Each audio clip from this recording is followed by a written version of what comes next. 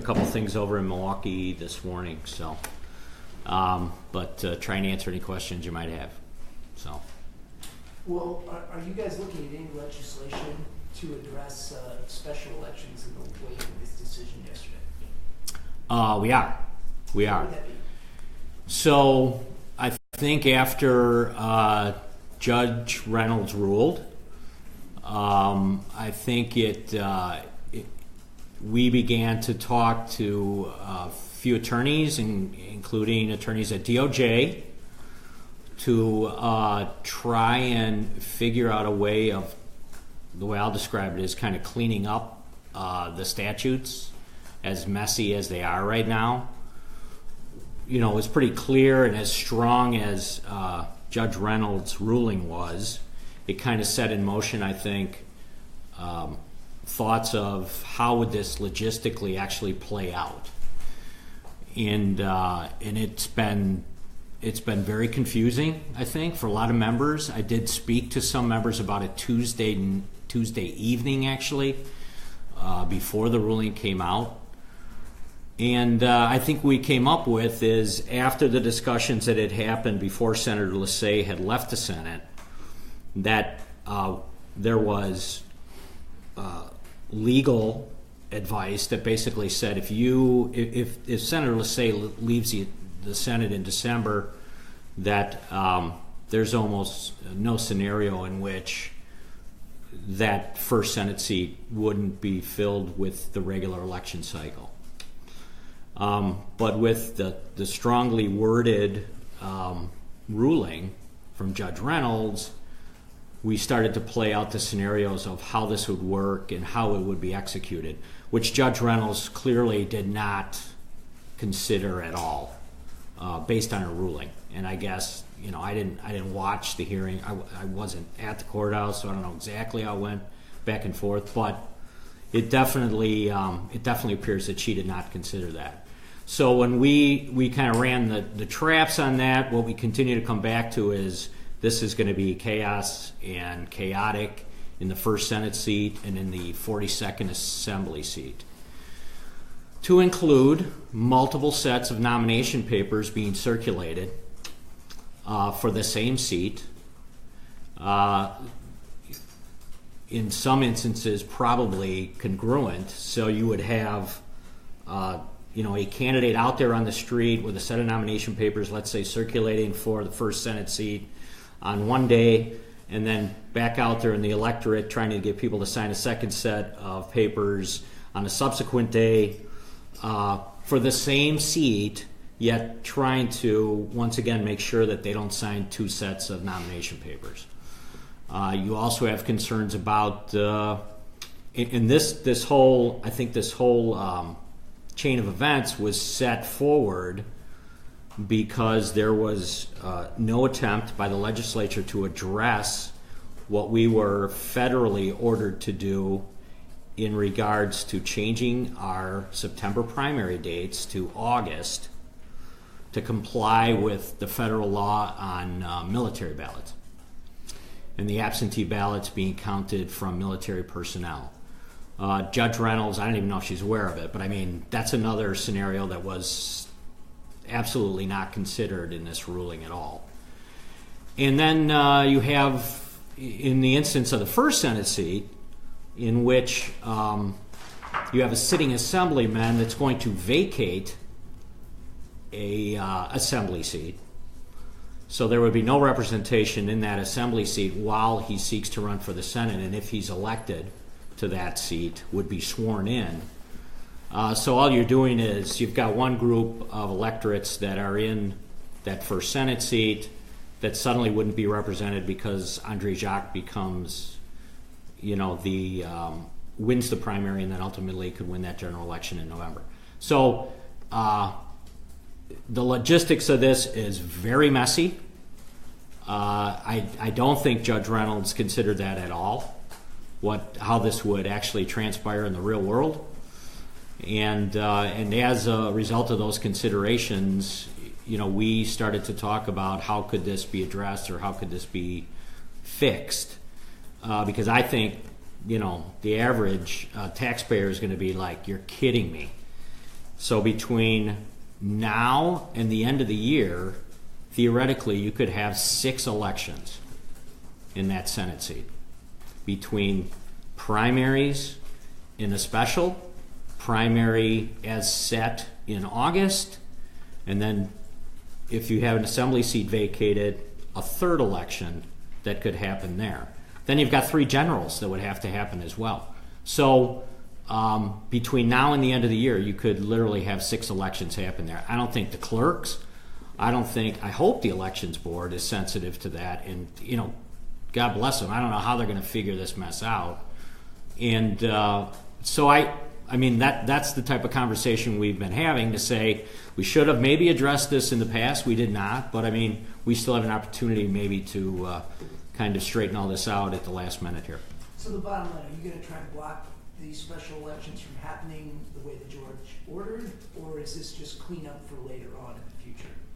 No, I mean, if we're going to address it, I think we should address it before certainly the governor would move forward to call it. If we cannot do that, then I think, once again, it sounds like DOJ is going to try and seek a stay first in the Dane County Circuit Court, and I don't think they've made a decision yet whether or not they're going to move to the appellate level with it. But I certainly, my own personal opinion, I hope they do, because if you could get a stay, if you could get a judge or a number of judges to consider the real life ramifications and the logistics of this mess, including the military ballots, I think there should be a stay to allow us to act.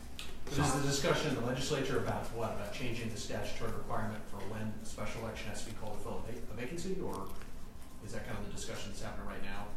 That's right. Yeah, okay. Yeah, and I don't have anything tangible yet to say this is exactly how this would be handled. I think in consultation with not only DOJ but with other attorneys that know election law, that's what we're trying to figure out right now. But I presume it would be a change that would mean that the First Senate and the 42nd Assembly, there would not be special elections required to fill those vacancies. Is that fair to say? Or? I'm a little I'm a little hesitant to say definitively that that's the case, because like I said, I mean, we have been working on a number of different versions of how you would address that, just like you would in any legislative process to get you to the right place. But I don't want to make that leap and say absolutely that's what it's going to look like. So how do you respond if voters say, look, they're trying to take away from our ability to vote at a time when we happen to be voting more for Democrats than Republicans? I mean, how do you respond to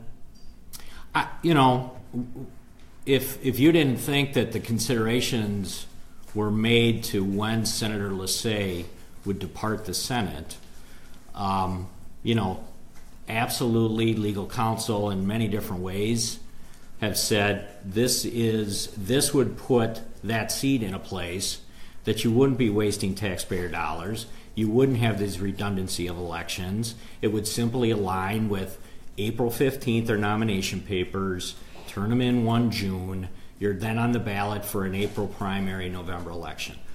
I don't see why you would vacate that premise at any point, other than Eric Holder rolls into town with a lot of out-of-state money and says, listen, we want this to happen right now.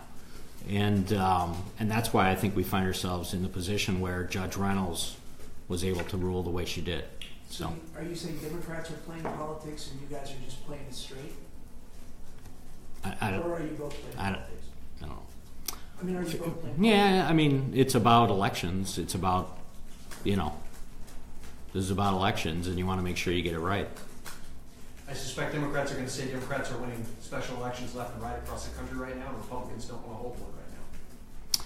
How would you respond to that? We are, I'm out there as majority leader in the Senate recruiting candidates and doing everything I've done in every cycle for the last 12 years to put us in a position to have success in the primary in August. And a lot of times that matters, which candidate comes through in that primary, so that we're positioned to keep the majority in November. So when do you anticipate being on the floor Been going back and forth with the speaker on that. I think it's a matter of trying to get the members together. Calendars are pretty diverse right now, just as a result of no one really anticipating that we probably would be back beyond Senate Joint Resolution 1. So we're working on that and trying to figure out what would be the best day for that. So. Could you possibly take up anything that was just passed yesterday in the Assembly?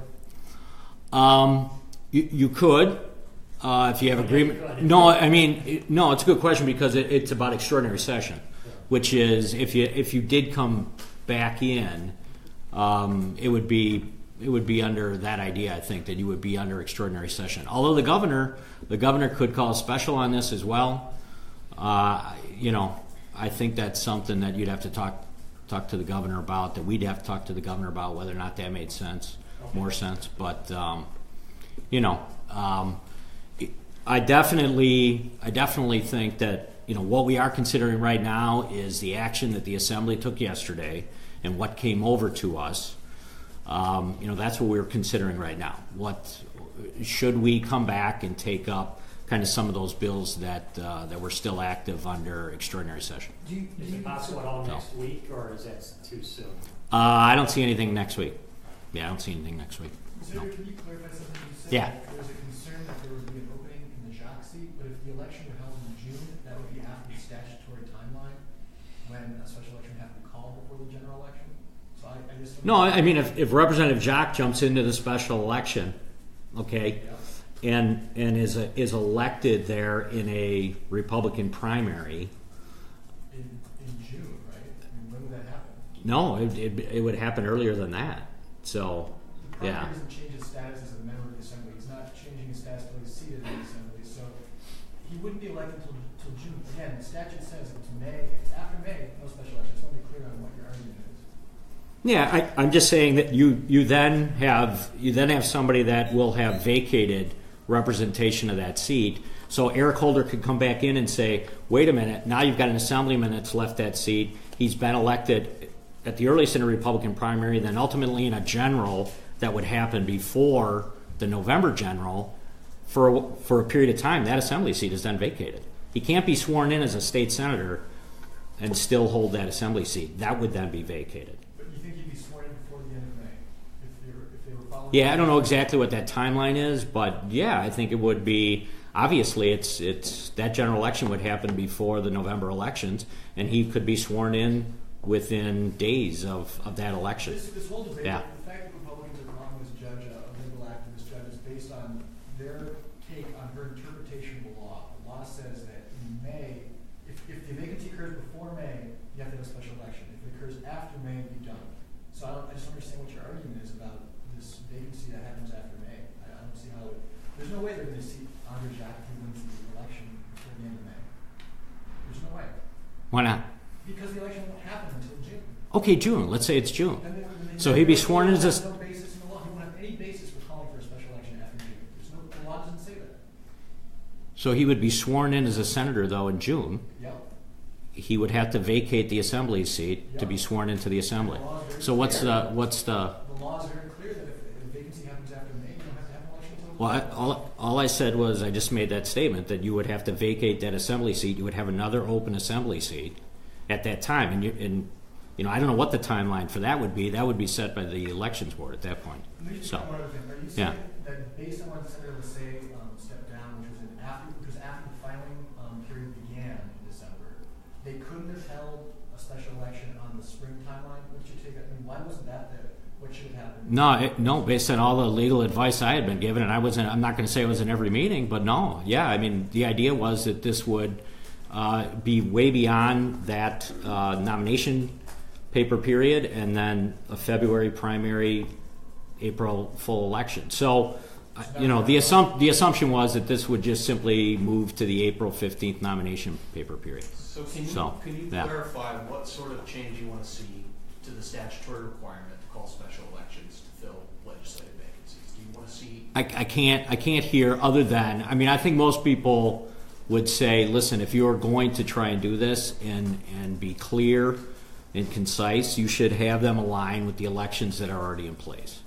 And if that's all it takes to clarify this, then I think that's all we're looking for right now, instead of what we have right now. How about the criminal background checks bill and this other bill to take back up this special environmental exemption for media or their fracking operation? Those two bills, you guys can pass those two bills out of the assembly? I don't know yet. I'm not going to make any assumption kind of where my members are, but it was something that, had passed the assembly kind of in different versions. Well, it was different versions of the bill twice. And I think I have enough members, especially those on the wetlands bill, that are still interested in maybe taking a look at it. So, it's possible. We'll make that assumption. It's possible, you guys. Yeah, it's possible. Yeah, it's possible. Gun control, the background checks, not possible. I don't see it. Yeah, I don't see that bill moving forward. No, I don't see it.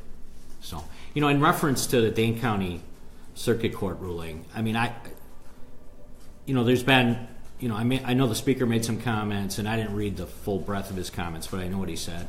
But, and then Judge Hanrahan responded to that. And, I just wanted to once again say, Judge Hanrahan, and I wouldn't know him. I don't think I've ever met Judge Hanrahan. I know his name from this case that popped up where he let those three armed burglars got off and then blamed the DA. But otherwise I wouldn't know who it was. But the idea that he was as political in his response from the Dane County Circuit Court simply proves the problem they have in District 5 now. And I think he just took over in March is what I've been told. That district has become the laughingstock of the state of Wisconsin. The idea that no matter what happens, no matter who goes to Dane County Circuit Court, not only are the Republicans going to lose, but you're going to have somebody from the bench now politicizing that. And both, the extreme comments that I think Judge Reynolds made about the governor, and then Judge Hanrahan responding to the speaker, including in a press release written in the courthouse that basically says, oh, by the way, she was a Walker appointee. I mean, that's the kind of stuff that you don't need out of the judicial branch, I would assume. I don't know. I'll ask Justice Rogensack about this. But, that's why they're considering a reshuffling of those districts right now, and it's getting some resistance because of, the posture of Dane County. And it's becoming a bigger and bigger problem, I think. And this goes back to Act 10. I'm not under any illusion that this has been the way it has been all along. But I'm concerned about that, his tone, and the way that he politicized this. I mean, that's Speaker Voss's job. That's my job. I mean, the legislature has the ability to talk about those things. Judicial branch, they were way out of line, and I think a lot of people are worried about that and upset about that. Well, and obviously, you didn't make the comments that the speaker made them, but he said it was, he referred to Judge Reynolds as an activist Dane County judge. I don't believe that he knew she was a Walker appointee, because when I pointed it out to him, he said he did not know that. I mean, does he have an obligation to look at some basic facts before he brands an elected official, a judge as this thing or that thing? What does a Walker, whether or not it was Governor Walker or any other governor who appointed her to the bench, what does that have to do with a ruling on a straight up and down case as she had heard the case? It's political, and all of those comments about the governor were just, it's way out of bounds. Okay. And I would hope that Justice Rogensack would police that in some way. Do you think the governor appoints activist judges? No, I think the governor's hands are tied in Dane County right now.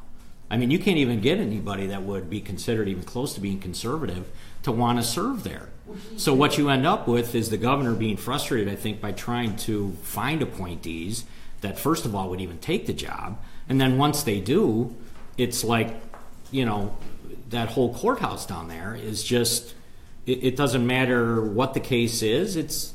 Everyone knows it's If it's brought by either conservatives or Republicans, you're going to lose. And you're not only going to lose, you're going to get slapped down, which is exactly what happened yesterday. Devil's advocate, Yeah. the governor appointed Jim Trufus to be a Dane County judge, and Jim was your attorney. I mean, what was wrong with Jim? There's nothing wrong with Jim. Jim's great. Jim's probably unusual in that he was willing to take that on and probably relish the idea of serving in that position. So I'm not saying it's an issue, though. It's an issue. And I think what you're going to find is, the governor's just having a hard time finding people that are willing to do that. What do you want Romansack to do to Reynolds and Hanrahan? Is it Reynolds and Hanrahan? You want her to punish them, remove them from the bench? What do you want her to do? I don't know. I don't know what's available to the Chief Justice and what she could do, but somebody's got to fix what's going on in District 5, and Judge Hanrahan doesn't appear to be the person that's going to try and tackle that. Why he would sit down and generate a press release and fire that out the door is just amazing to me. That you have a judge doing that. I don't know what exactly would be available, but again, that's not my job. That's the Chief Justice's job, and I would just hope she would take a look at what just happened, because I thought it was outrageous. So. Senator, with all due respect, this is so confusing because your entire party advocates for the idea that judges should interpret the law as written. What is the problem? You said that the problem with the ruling is that she's not going beyond the law to do sort of a practical take on what should happen. If she's just interpreting the law, that's all she's doing. I don't understand why we're all talking about activist judges here. Well, I'm not talking about activist judges. I'm talking about a judge that politicized her writ that she put out on the street. Okay, as far as what's going on right now, what Republicans are doing is saying, listen, we need to take a look at what are the logistics now of the elections and how would they be carried out by the elections board. And does it make sense? And right now it doesn't make sense. I don't think a clerk would agree that this is going to make sense, to have a minimum of 4, maybe between now and November, 6 if you consider that vacated assembly seat between now and January. It makes no sense. This just doesn't make any sense on the street. So let's kind of step back and take a look at that. And I would hope that if DOJ applies for some type of stay, that the judges that would be in a position to grant that stay would consider the reality of how this is going to happen between now and the end of the year. But why would the judicial system act outside of its mission of interpreting the law as written? I understand that you're saying the legislature can now come in and change the law, but the court's tied, isn't it? The court has to basically interpret the law as written. I'm not asking them to reconsider their ruling. I'm asking them whether or not they should put a stay in place. The stay would be considered and put in place because of the realities of how this would happen. That's what the stays are for. And if it's not here at the appellate level, maybe the appellate level would consider that, or the Wisconsin Supreme Court. But I'm not sure exactly how quickly that could advance. So. Typically, we don't see the legislature make a change in the law that affects a lawsuit or a criminal prosecution while it's ongoing. Do you believe in this case you can do so? And is that constitutional? Again, I don't have a direct response to that because I think that's one of the things we have to consider when we do convene the legislature and try and pass something. But if military personnel are disenfranchised, if you've got up to between 4 and 6 elections in the same Senate seat between now and January, you certainly have other questions. And, there's other questions I think that are being considered right now and has to be considered by the elections board on how this would be executed. All of these things play into, timeout. This would be very easy if we simply stayed on the timeline of April 15th nomination, 1 June turn them in, be on the ballot in August, and a November election. I'm not sure why that isn't appropriate. It makes no sense to me. Do you have any idea how many overseas military voters reside in the 1st Senate District? No, or could vote in that election? I do not. I have no idea. No idea. At the end of the day, if you're heading into elections, you're going to have to deal with messaging. Can you respond again? What are you going to say when Democrats say, these guys didn't want you to vote? We're going to vote, and there's going to be an election. It's right around the corner. I've got my nomination papers all ready. I'll be out on the streets circulating them on April 15th, okay? So no one's trying to slow down or halt or anything related to an election. What we're trying to do is make sure that this makes sense. And I think that's what we need the members of our caucuses to consider at this point. So, any other questions? Anything else? So in terms of when you'll be on the floor next, do you have any ballpark idea of when that could? Yeah, I mean, I think if we were going to try and pull it off, it would be in April. But again, I have members all over the place, and because I didn't anticipate extraordinary session, many of them either have things in the district that they are already obligated to, or some of them are traveling, so it's just a matter of trying to pull everybody together. The week of the election, then? The spring election? Yeah. I mean, April, maybe that first week of April, I think, is what we were focused on, but I don't have a date. I understand you didn't want to commit to this earlier, but could you at least say that you are open to or you're considering legislation that would preclude the need for a special in the First Senate and the 42nd Assembly? I mean, that we're having a discussion about the First Senate seat and the 42nd Assembly seat and what the fallout would be from this ruling yesterday. So, but are you also open to legislation that would, by some change in the statute, preclude the need for the governor to call a special? Although I've talked to the governor directly, I think the governor reserved the right to kind of examine this further as well. So I don't want to comment about the governor or where he's at. I just think, we are very concerned where this whole thing is headed. Right now, kind of incrementally, DOJ is examining all the options on stays, which I think we would welcome. And if that would happen, there's no reason to move forward with any legislation. So, I don't want to put the horse out in front of the cart. Well, wouldn't there still be a reason to move forward to avoid something like this in the future, or is it just about this time? No, it's kind of, I think I alluded to it earlier. When we were forced by the feds to change the primary date from the September primaries that we had forever to the August date, to make sure that those military ballots would be in time prior to the general to determine the winner of a primary election, we never adjusted any of the other statutes. So if anything, if we were negligent in anything, it probably was we should have taken a second look to maybe make that adjustment. We never did. So I think, unfortunately, this is the way we've arrived at, is this something that should be considered? Is this something that needs to be corrected? And it's, it might be before us right now. Are you saying you will come in, or you might come in? Might. Can I just be clear on, do you agree with the interpretation of the law that the judge put out and just don't appreciate the tone, you don't like the way she delivered it? I do. I think the way she framed it up, she just said, listen, this is how I interpret it. I don't know why she went after the governor, or I think she even ostracized DOJ at one point because they used poor grammar. But stuff like that is just ridiculous. That's kind of what, I don't have a law degree, and I wasn't sitting there listening to what the discussion was. But yeah, that's I think what's kind of being considered is, should there be a stay in place to allow us to sort this out? The way she's So. interpreting the law, you're saying, that's Yeah, I don't want to make a general sweeping. Yeah, I agree with Judge Reynolds on her interpretation of the law because I really don't know. So, okay. Anything else? Thank you. Thank you. Thank you very much.